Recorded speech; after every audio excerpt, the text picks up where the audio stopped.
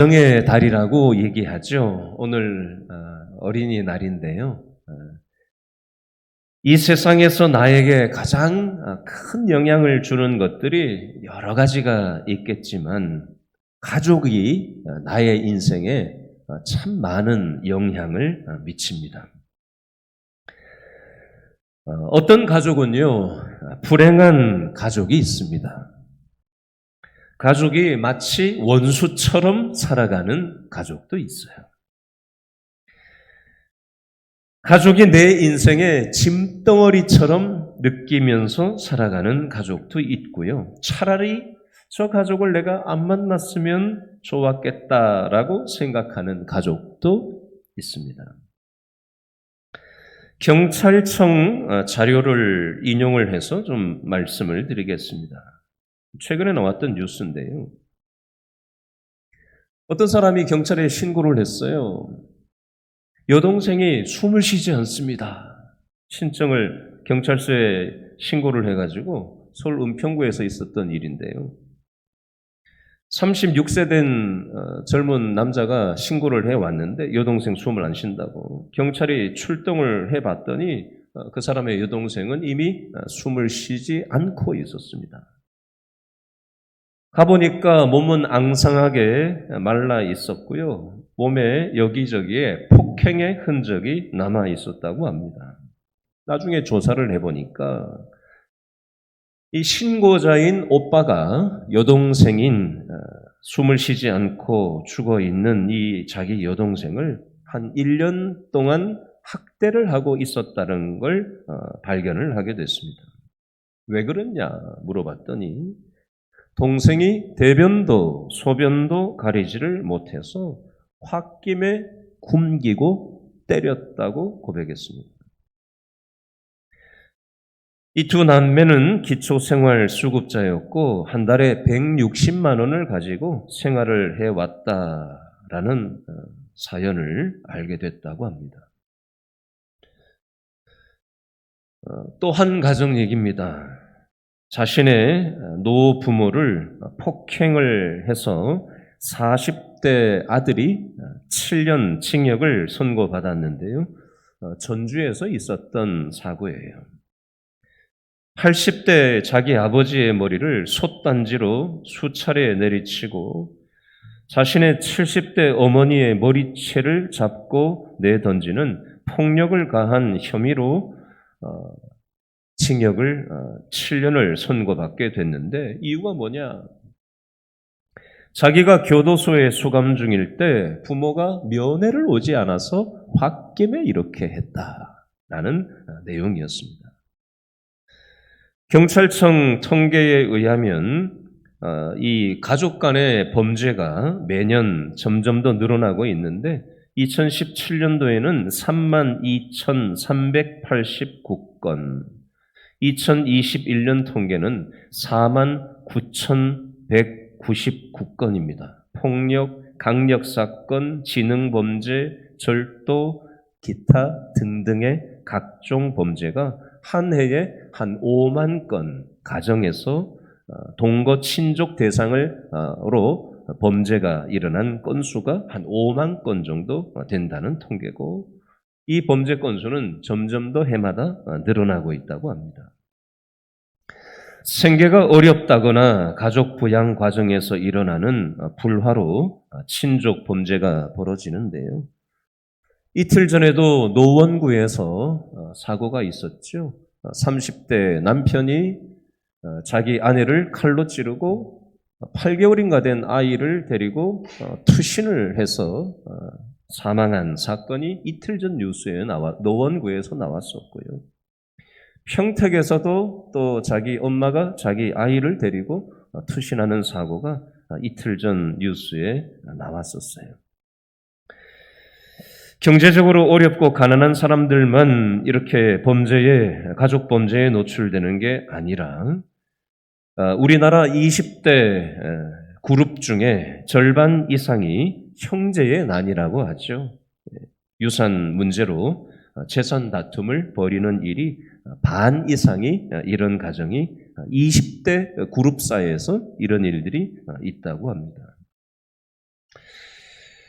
여러분, 가정이 파괴되면 무슨 소망을 가지고 이 땅을 살아가겠어요? 그렇죠? 그러나 우리의 가정들이 점점 더 가정이 해체가 되고 가족 윤리가 붕괴되는 세상을 우리는 살아가고 있습니다. 가정의 달을 맞아서, 어린이날을 맞아서 오늘 성경 출애굽기 18장을 통해서 모세의 가정은 어땠나 한번 살펴보면서 교훈을 얻으려고 합니다. 자, 첫 번째로 모세는 가족에게 좋은 소식을 전하는 그런 소식을 전했는데요. 그 내용이 출애굽기 18장 1절부터 6절 말씀에 나옵니다. 자, 1절 말씀을 한 번 더 읽어보겠습니다. 출애굽기 18장 1절 다 같이 시작. 모세의 장인이며 미디안 제사장인 장인 이름이 뭐예요? 이드로가 하나님이 모세에게와 자기 백성 이스라엘에게 하신 일, 곧 여호와께서 이스라엘을 애굽에서 인도하여 내신 모든 일을 어떻게 했다고요? 들으니라. 장인 이드로가 누구를 통해서? 모세를 통해서 무엇을 들었다고요? 밑줄 그으세요. 하나님이 셋째 줄 하신 일, 밑줄 다섯째 줄에 들으니라. 하라는 대로 해보세요. 18장 1절 둘째 줄 하나님이 셋째 줄 하신 일을 다섯째 줄 들으니라. 믿음의 사람 모세가 자기 가족 장인 이드로한테 하나님이 하신 일을 얘기했다라고 되어져 있어요. 이게 첫 번째 요지가 되겠습니다. 자, 질문을 합니다. 저와 여러분의 가정은 어떠세요? 부부가 만나서 무슨 얘기를 하십니까? 부모 자식 간에 만나가지고 무슨 얘기를 하십니까? 명절에 친족들이 만나서 무슨 얘기를 하십니까? 무슨 얘기를 하는지를 보면 그 가정이 무엇에 관심이 있는지가 딱 답이 나오게 돼 있어요. 돈 얘기만 하면 그 가정은 돈이 1순위의 관심사인 거예요. 학교 얘기만 하면, 공부 얘기만 하면 그 가정은 1순위 관심사가 공부입니다. 오늘 모세의 가정에서는 무엇을 얘기하고 있다는 거예요? 하나님이 하신 일을 얘기를 했으니까 장인 이드로가 들었다는 얘기죠. 모세의 가정에서는 어떤 얘기를 했다는 거예요? 하나님이 하신 일을 얘기하고 또 그 얘기를 듣게 되는 일들이 있었다라고 되어져 있어요.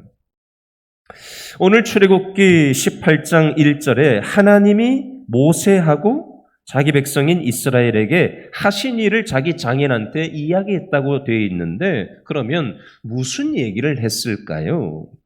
출애굽기 7장부터 출애굽기 12장까지는 10가지 재앙이 나옵니다. 10가지 재앙.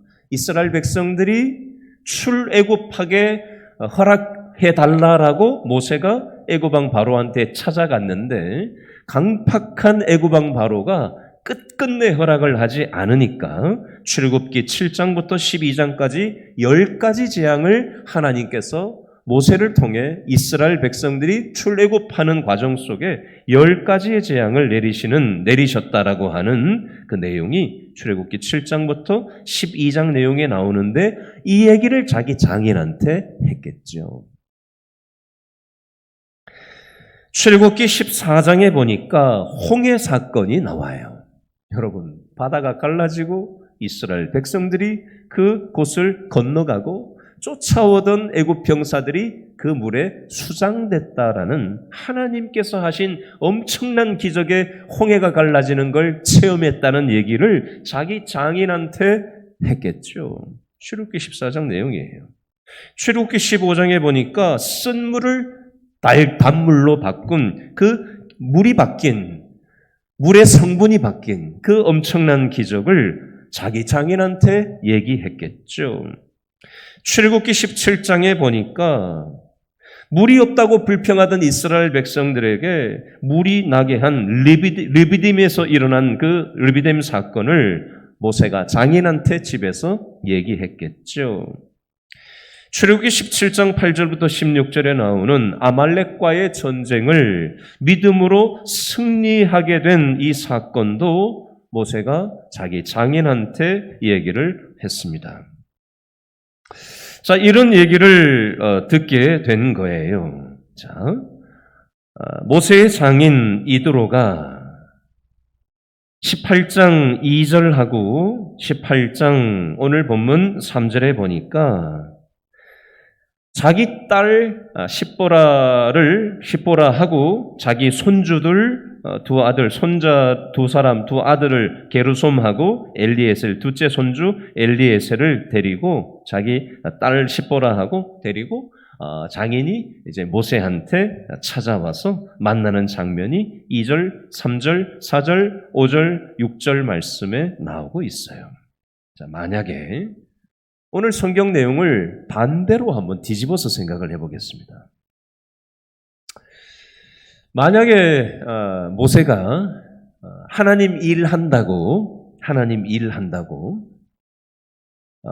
자기 처자식을 장인한테 맡겨놓고 출애굽하는 과정에서 애굽왕 바로를 찾아가 가지고 내 민족을 하나님 뜻대로 출애굽하게 해달라고 허락을 해달라고 했는데 10가지 재앙이 생기지 않고 이 홍해의 기적도 경험하지 못하고 또 이스라엘 백성들이 그것 때문에 원망 불평하고 뭐 이랬다면 죽을 고생만 모세가 하고 있었다면 장인이 자기 며느리하고 손주 두 사람을 데리고 그 못난 모세 자기 사위한테 찾아와서 자기 딸하고 손주들을 여기 있다고 반갑게 만나러 왔을까요?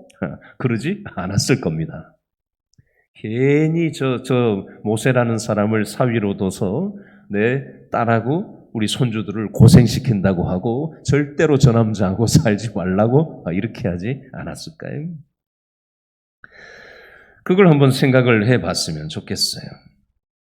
여러분, 성경에 수많은 인물들이 나오는데요.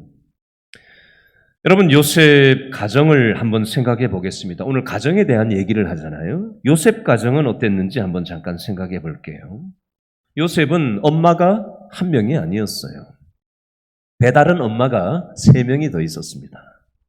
자기 엄마 말고 배다른 엄마가 3명이 있었고 형제도 자기 말고 10명이 더 있었어요. 자기 배에서 동생하고 베냐민하고 자기만 있었던 게 아니라 배다른 여인들 또 다른 자식들이 10명이 있어서 12명의 형제 중에 그 엄마는 4명이 있었단 말이에요.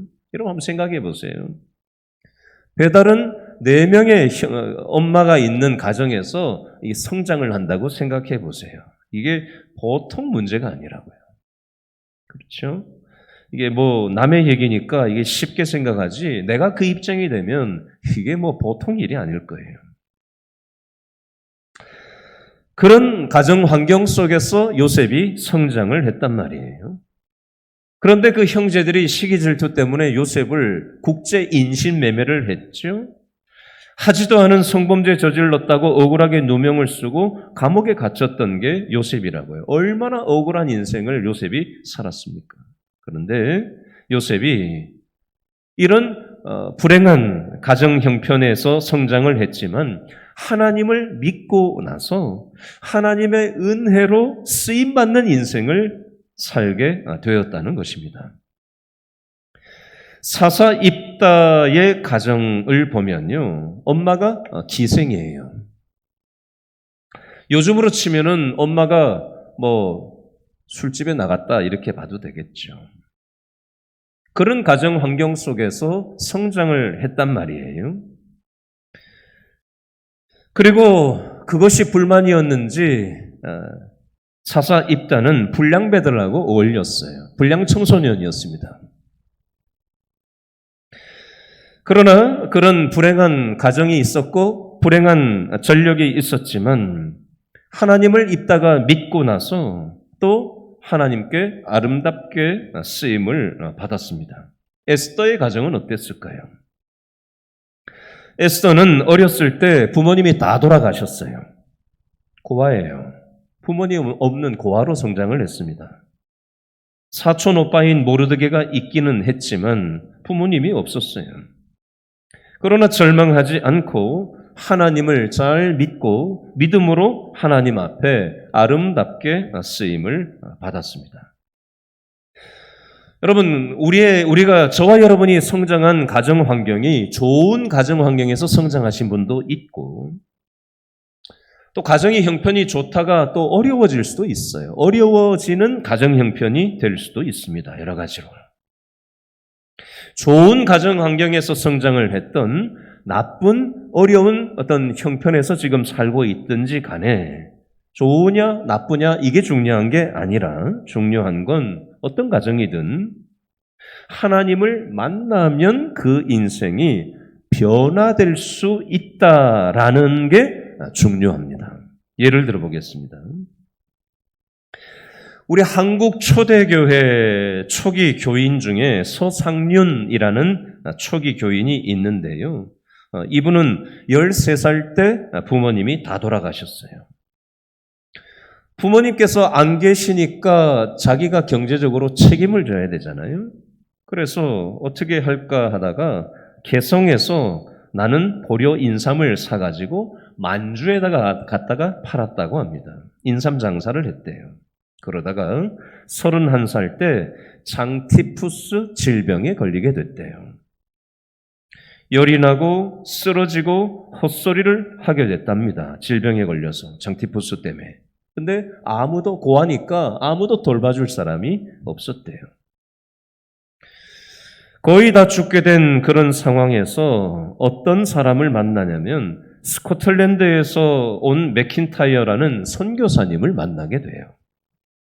그래서 이 선교사님이 이 서상륜 씨를 정성을 다해서 치료를 해주게 되었고요. 그리고 복음을 전하게 됐습니다. 그래서 서상륜 씨는 이 맥킨타이어 선교사가 장티푸스에 걸려가지고 죽게 된 자기를 지극정성으로 돌봐주고 복음을 전하는 걸 듣고는 복음을 받아들이게 됐고 1년 만에 세례를 받고 인생이 변하게 됐습니다. 부모도 없고 가난하고 죽을 병에 걸렸던 사람이었지만 선교사를 통해서 복음을 받아들이고 세례를 받고 인생이 변화가 되었어요. 그래서 그때부터 전국을 다니면서 전도를 하는 사람으로 바뀌게 되었고요. 성경도 함께 번역을 하고 또 이분을 통해서 서울에 세문안 교회가 세워지게 됐습니다. 그리고 이분은 자기 집을 교회로 헌납을 할 만큼 헌신적인 믿음 생활을 했습니다.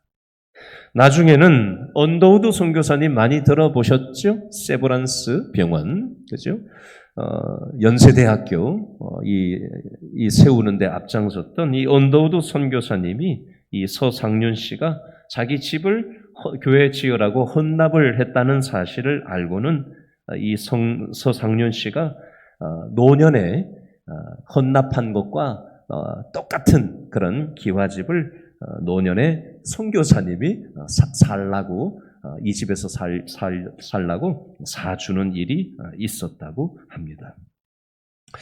자, 첫 번째 말씀을 좀 정리하겠습니다. 어떤 가정 형편에 있을지라도 성경에 나오는 수많은 믿음의 사람들이 불행한 가정 환경에서 성장한 사람들이 많이 있었습니다. 그러나 하나님을 믿음으로 받아들이고 나면 그 삶이 변화될 수 있다라는 사실.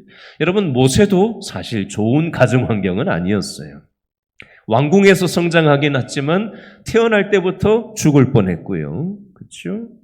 그리고 애굽 사람 때려 죽였다가 도망자로 피신해서 광야에서 살다가 장인 이드로를 만나게 된 거고요. 그죠?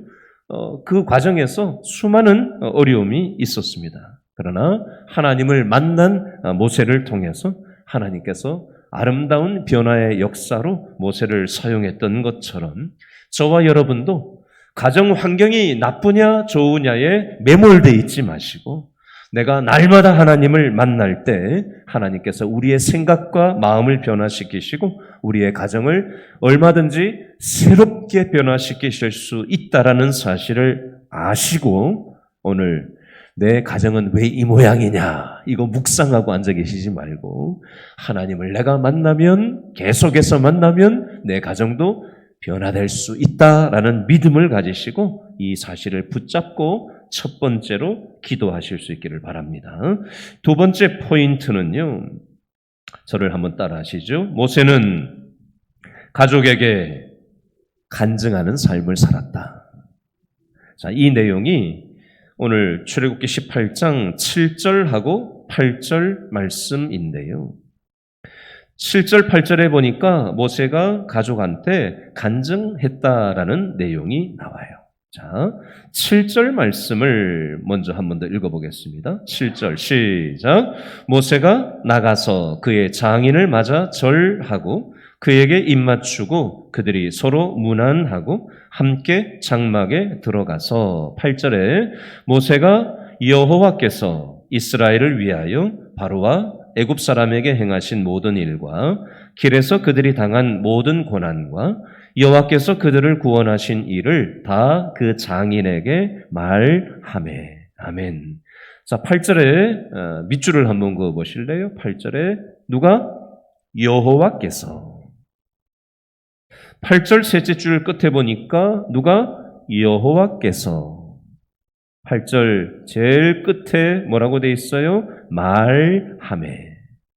모세가 장인에게 말했어요. 무엇을 말했어요? 여호와께서 이스라엘을 위하여 바로 왕과 애굽 사람에게 행하신 모든 일을 간증을 했고요. 여호와께서 그들을 구원하신 일을 다 그 장인에게 말했다. 간증했습니다.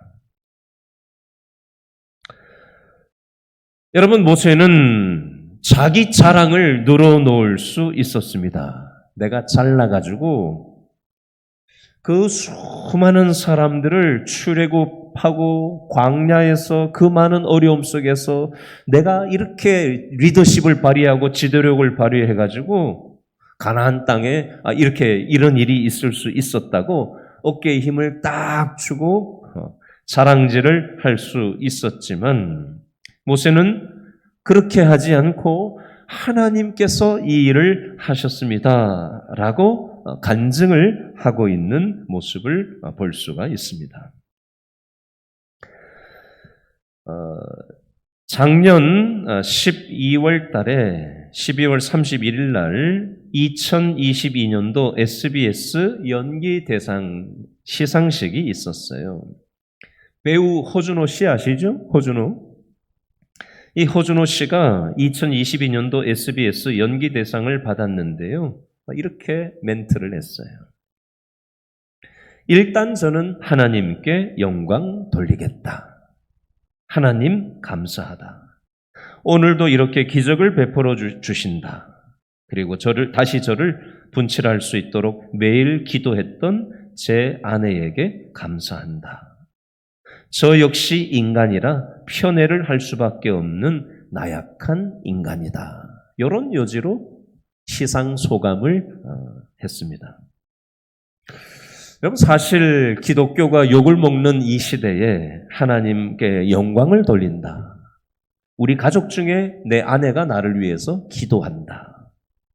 나는 연약한 사람이다. 라고 이렇게 고백하는 거 그냥 우리는 TV 보면서 이렇게 보니까 쉽게 여기지만 여러분 이렇게 고백한다고 생각해요. 그래, 네가 하나님 얼마나 잘 믿나 보자.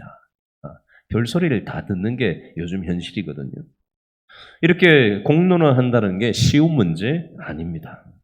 물론 우리는 하나님 믿는다라고 표방하지만 또 이 땅을 살아가면서 연약한 면모가 우리의 삶에 참 많이 있잖아요. 그렇죠? 그럼에도 불구하고 호준호 씨가 SBS 연기대상에서 하나님께 영광을 돌린다. 우리 집에서 내 아내가 나를 위해서 기도한다. 기도하는 사람이다. 라고 이렇게 고백한다라는 거 참 귀한 일이라고 저는 생각을 합니다. 저와 여러분도 마찬가지예요. 우리에게 때로 힘이 실릴 수가 있어요. 또 건강이 있을 때가 있고요. 돈이 따라올 때도 있어요.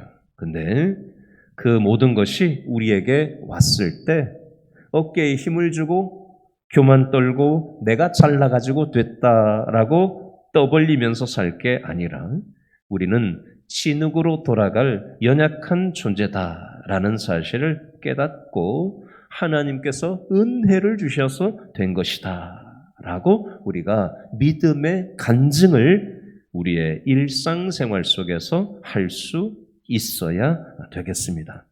모세가 자기 장인한테 이렇게 믿음으로 이게 하나님이 도와주셔서 된 거다라고 간증을 했습니다.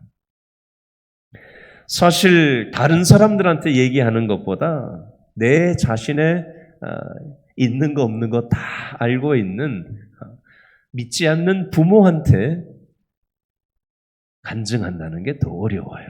그렇죠? 내가 어렸을 때부터 나쁜 짓 한 거, 연약한 거, 실수하는 거 고스란히 다 알고 있는 내 속을 훤히 들여다보는 형제들한테 간증을 한다는 거, 이거 진짜 어려운 일이에요.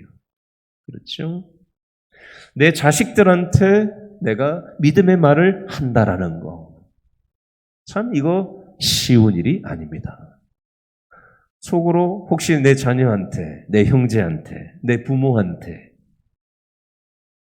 간증을 할 때 너나 잘해라 이런 말을 들을까 봐 우리가 너는 널 보니까 엄마를 보니까 아빠를 보니까 형제인 너를 보니까 부모인 엄마 아빠를 보니까 배우자인 당신을 보니까 교회 가고 싶은 마음이 없어. 하나님 안 살아계신 것 같아.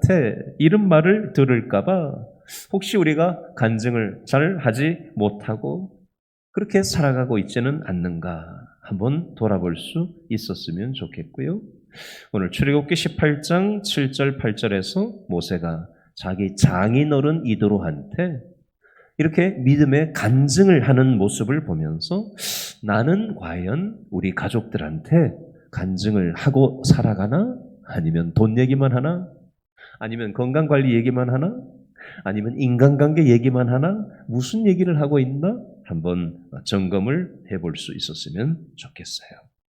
마지막 세 번째는요. 9절부터 12절 말씀에 나오는데요.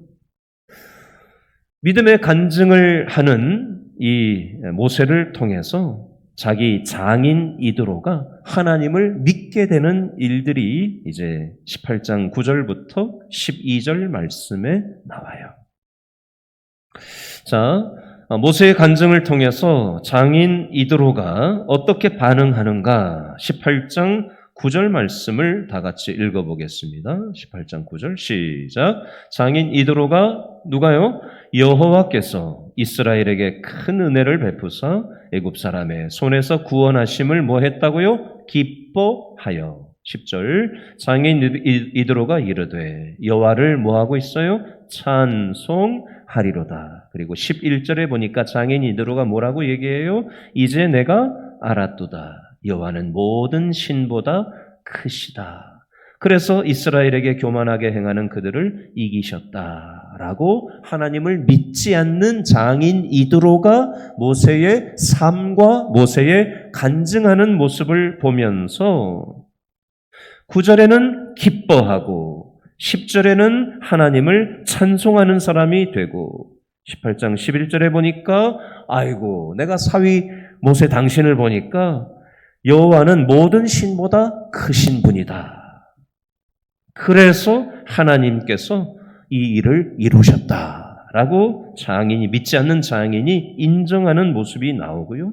마지막 18장 12절에 보니까 모세의 장인 이드로가 번제물, 희생 제물들을 하나님께 예배를 드리기 위해서 가지고 오는 장면이 나옵니다. 그래서 모세의 형인 아론하고 이스라엘 모든 장로가 와서 모세 장인과 함께 하나님 앞에서 잔치를 하고 떡을 먹고 즐거워하는 그런 일들이 일어났다라고 되어져 있습니다.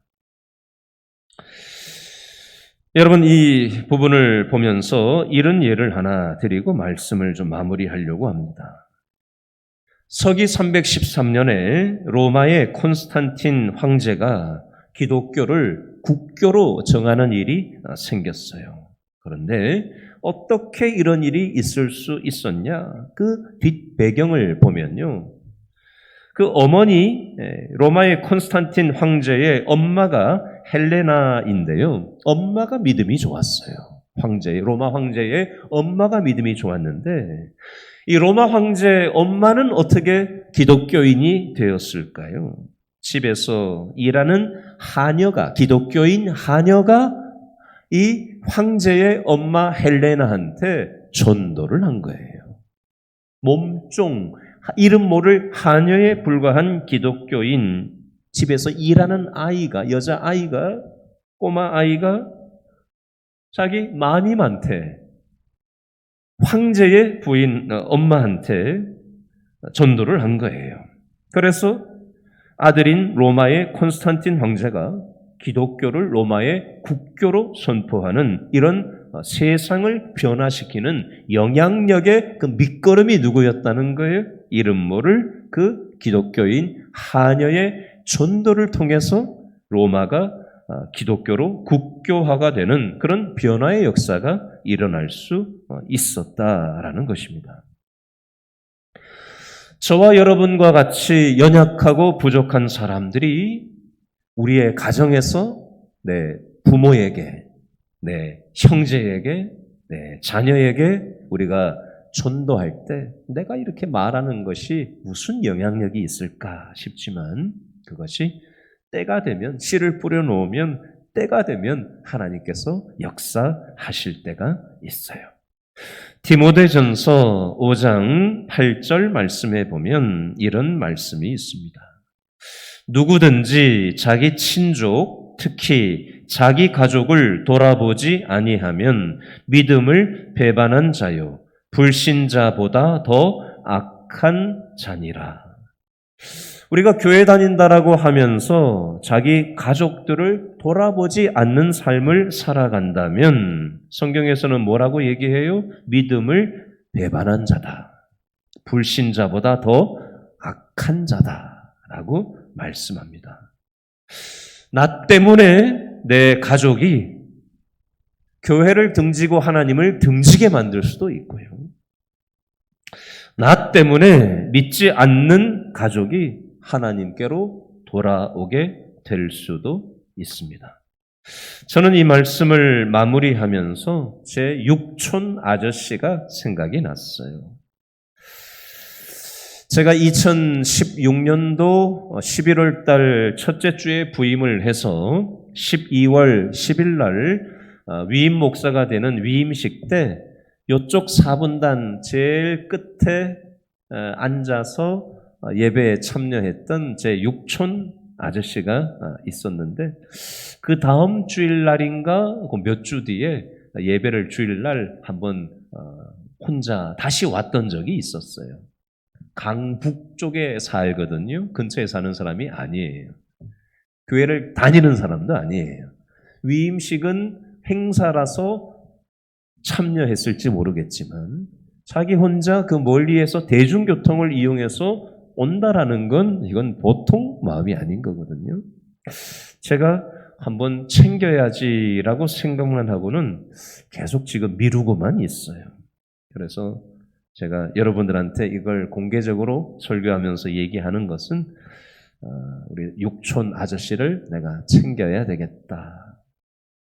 어려움이 많이 있는 분이거든요. 가족적으로, 집안에 개인적으로 이런저런 일로 어려움을 많이 겪은 눈물의 골짜기를 겪으신 분이에요. 이분을 챙겨야 되겠다라는 마음을 하나님이 저한테 주셨고요. 또 한 사람이 생각이 났는데 우리 큰 집에 제일 큰 형님이 있어요. 한 2년 전쯤에 집안 장례식이 있어서 생각이 나가지고 돌아오는 길에 한 1시간 정도 전화 통화를 굉장히 오랜만에 한번 통화를 하면서 이런저런 얘기를 좀 나눴던 적이 있었는데 성남에 사시는데 한번 좀 챙겨야 되겠다. 교회를 지금 안 나오고 있는데 좀 챙겨야 되겠다. 이 형님이 돌아오면 또 그 밑에 가족 형제들이 되게 많거든요. 제일 큰 형님이기 때문에 큰 집의 큰 형님이라서 장손이라 그래서 좀 챙겨야 되겠다. 그런 마음이 제 마음속에 생겼습니다. 여러분 오늘 말씀을 돌아보면서 모세의 가정을 오늘 살펴봤는데요. 나의 가정은 어떠한지 하나님께서 우리의 가정을 변화시키시고 새롭게 하려고 하신다는 사실을 기억하시고 오늘 다 같이 한번 기도하며 나아갔으면 좋겠습니다. 우리 아까 찬양 불렀던 찬양 중에 주가 보이신 생명